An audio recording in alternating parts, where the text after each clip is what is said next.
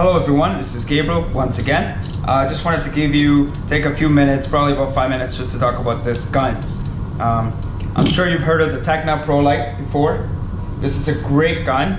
I really like it just because it's so versatile. You can use it for literally anything from primer to clear coat. We'll talk a little bit about that. And then this gun, which is pretty awesome as well. This is my first time trying this gun. I tried it for a couple weeks now, and I've had great results with it. I'll talk about this one first because it's nice and easy and it's quick.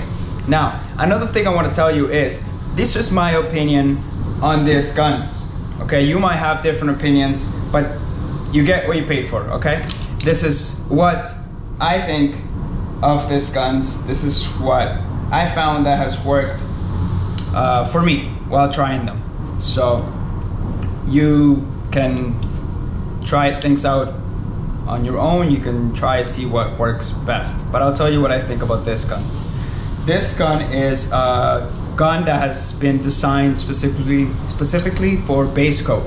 So unlike the Prolite, it doesn't come with a bunch of tips or fluid tips or anything like that. But it does come with an additional 1.4 tip.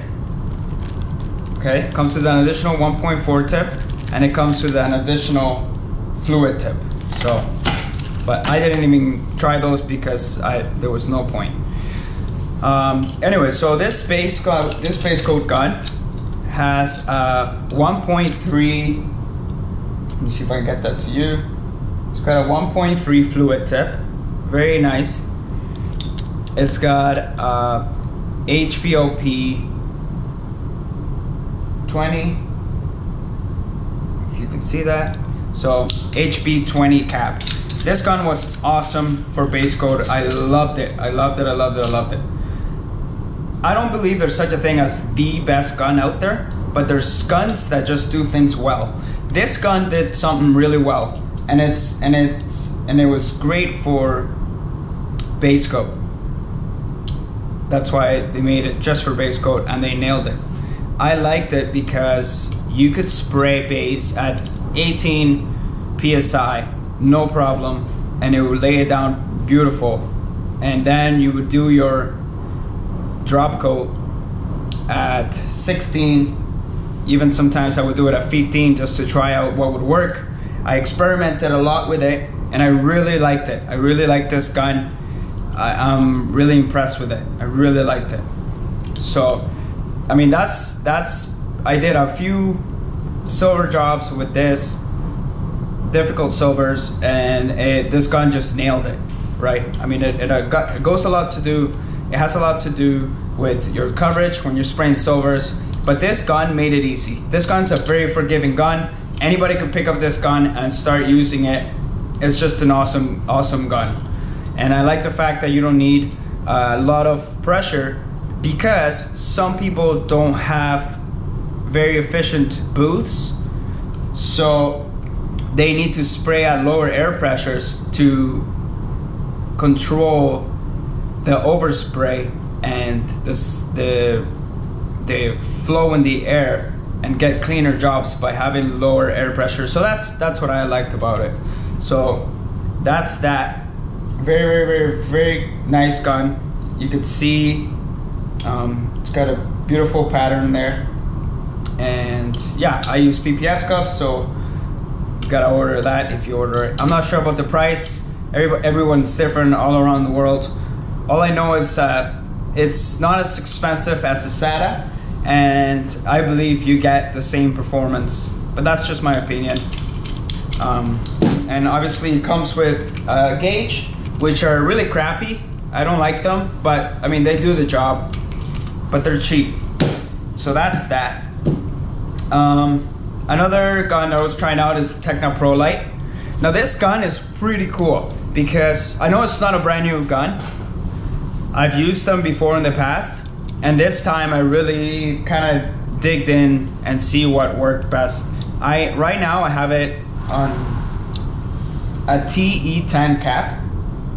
And this setup that I have right now, I kind of pushed it to the limits, and I tried it for everything. It's a 1.3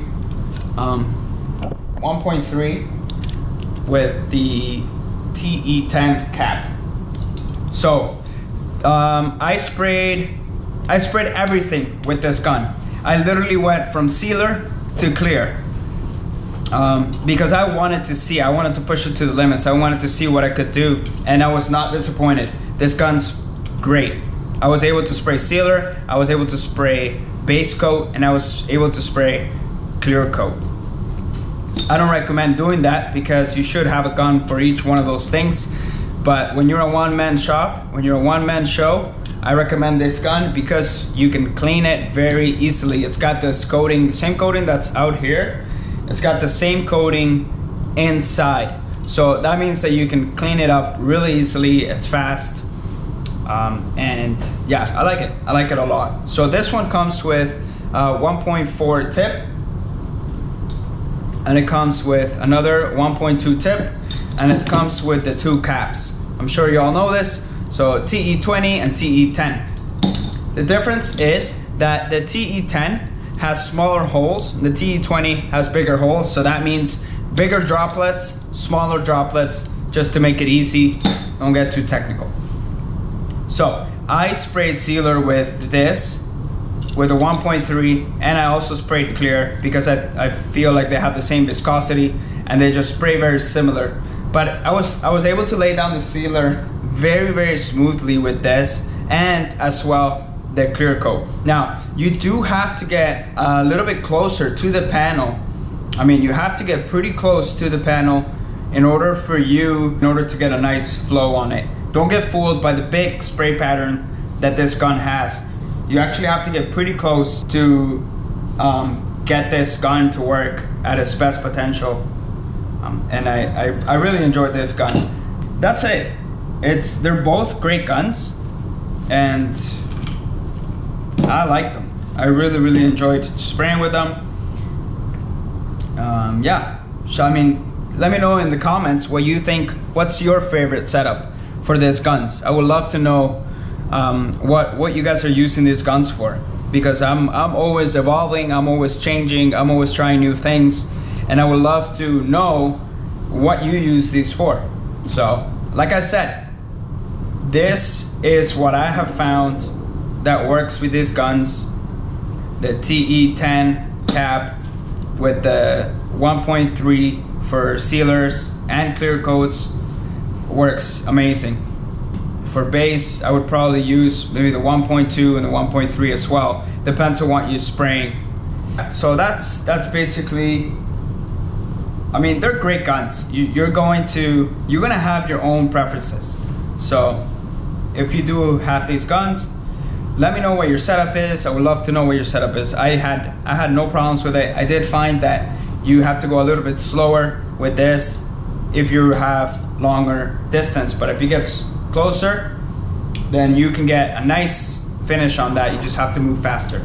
So thanks for watching. Please leave your comments down low, and I would hope to hear from you guys. Another thing I had written down on my notes was that this gun, for the different types of clear coats, if you have a thinner clear coat, you want to use a bigger tip. So the 1.4, I didn't use it for anything, but I used it for the fast clear, because the fast clear is really, really thin, so it didn't need to get atomized as much as the other clear.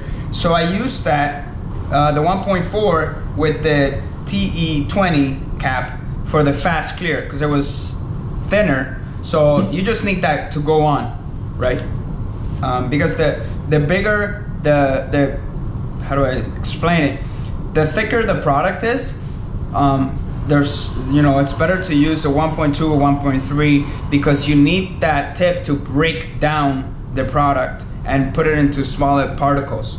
Instead of the fast clear, the PPG fast clear is very thin, so you don't need it to be as atomized as the other clear. So you can use the bigger tip, and it will just lay it out, and it will be beautiful. You will love it. So try that. That's the one use I found that works best for. So hopefully you enjoyed this video. If you didn't, just thank you for watching, and you got your money's worth, I guess. So stay blessed. Have a great week. Oh, sorry, one more thing. If I missed something, educate me. I would love to learn more about this. So take care. God bless. Stay motivated. Subscribe to the channel. Like this video, please. And tell all your friends about the channel.